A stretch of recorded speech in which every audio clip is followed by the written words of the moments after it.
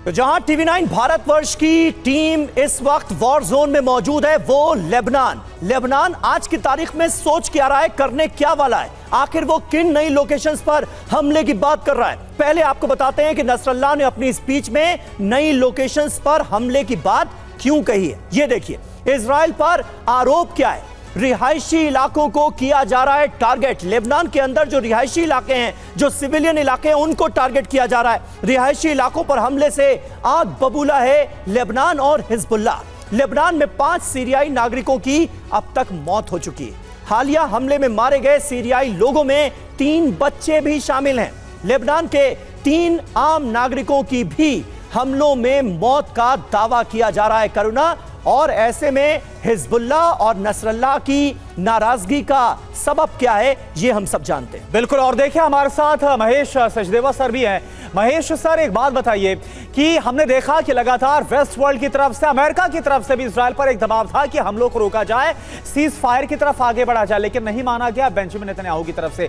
और अब नसरल्लाह ने खुले तौर पर इजराइल को धमकी दे दी। क्या इसका कोई असर पड़ेगा इजराइल पर, और अगर नहीं पड़ेगा तो क्या होता हुआ आप देख रहे हैं?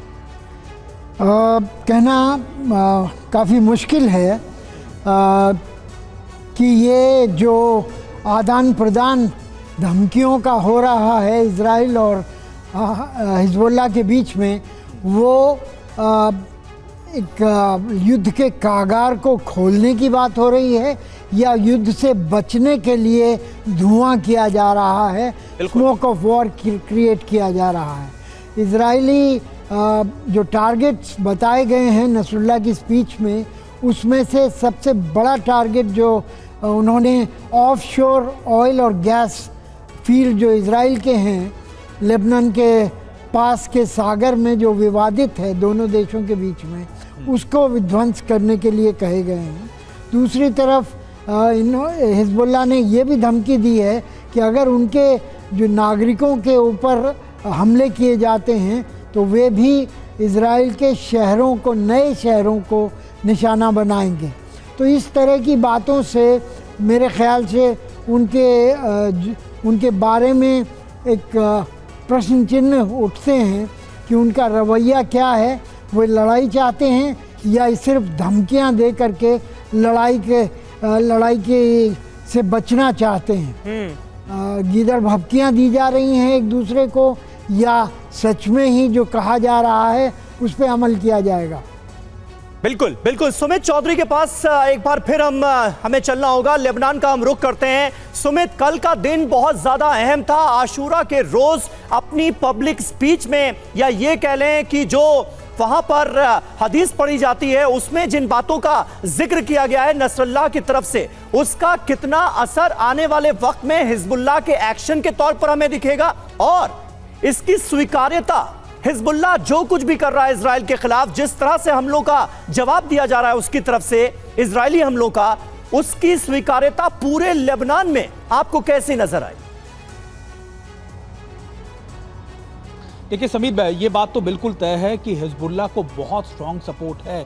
ऐसा नहीं है कि सिर्फ हिजबुल्लाह एक ही साउथ लेबनान के इलाके तक कंसोलिडेटेड है। ऐसा नहीं है कि सिर्फ हिजबुल्लाह का जो वर्क एरिया है या फिर उसका जो आप कैसे ऑपरेशनल एरिया है वो सिर्फ साउथ लेबनान है। हिजबुल्लाह की पकड़, उसके लगातार जड़ें हर जगह मौजूद है और सपोर्ट भी लगातार मिल रहा है। मैं आपको बताऊँ कि मैं जब लोगों से बातचीत करता हूँ, खासतौर पर ना सिर्फ साउथ लेबनान में बल्कि सेंट्रल लेबनान के इलाकों में जब मैं गया, तो साफ तौर पर लोगों का कहना था कि देखिए, ये जंग हमारी और इजराइल की नहीं है, लेकिन ये जंग हम गाजा के लोगों के लिए लड़ रहे हैं। ये जंग हम इसलिए लड़ रहे हैं ये बताने के लिए इजराइल को कि देखिए, अगर आपने ये एट्रॉसिटीज, आपने लगातार ये अटैक गाजा में नहीं रोके, हम भी नहीं रुकेंगे, और जिस दिन आप ये रोक देंगे हमारी तरफ से भी ऑटोमेटिकली अटैक्स रुक जाएंगे। तो ये जरूर है कि हिजबुल्लाह को सपोर्ट बहुत अच्छा है, और यही वजह है कि हिजबुल्लाह ने अपनी ताकत में इजाफा किया। मैं बार बार 2011 की बात का जिक्र करता हूं कि कैसे सीरिया वॉर के अंदर हिजबुल्लाह ने अपने आप को मॉडिफाई किया, अपने आप के अंदर बहुत बदलाव किए, अपने जंग लड़ने के तरीकों में, अब अपने ऑपरेशन चलाने के तरीकों में बहुत बदलाव किए उन्होंने। अब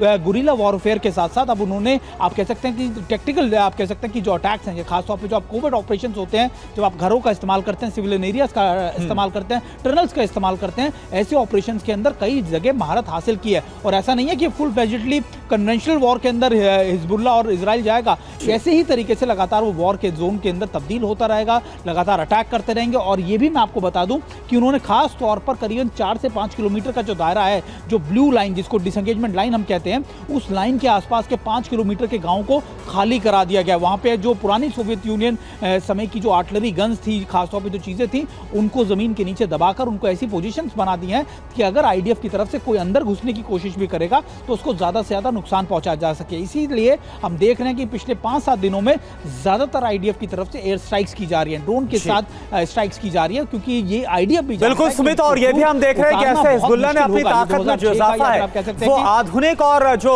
हाईटेक जो हथियार इसके जरिए भी किया है।